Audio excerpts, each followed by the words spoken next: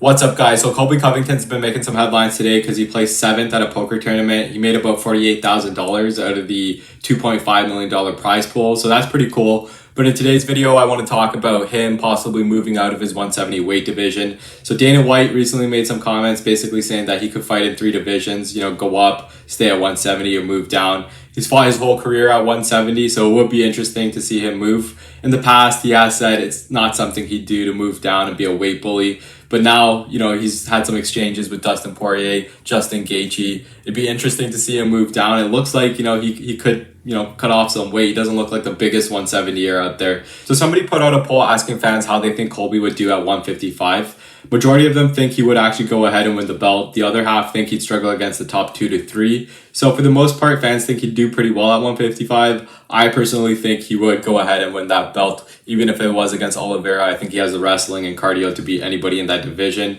So let me know where you guys, put yourself on that poll where you would vote. Let's check out what some of the fans are commenting about this. So the first comment says, despite his strength, he's a relatively small welterweight, so it's doable, but his ability to keep such incredible pace is likely tied to the fact that he fights at the correct weight and doesn't cut crazy amounts. There was no check response. No, it's a generic thing. He has high amount of slow twitch fibers like Diaz and Holloway, a pillow-fisted dude that could fight 10 rounds effortlessly. He's not a small welterweight. It just so happens that the champ at 170 happens to be a real welterweight. Next, we got, hypothetically, if the weight cut didn't affect his fighting ability at all, I could see him being champ. I'd say he has a chance at becoming champ, but there is an if. Depends on how the weight cut affects him.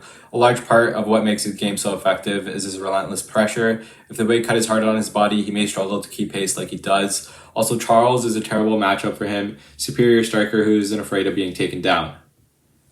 He's already pretty lean. Think he'd have a tough recovery from the cut.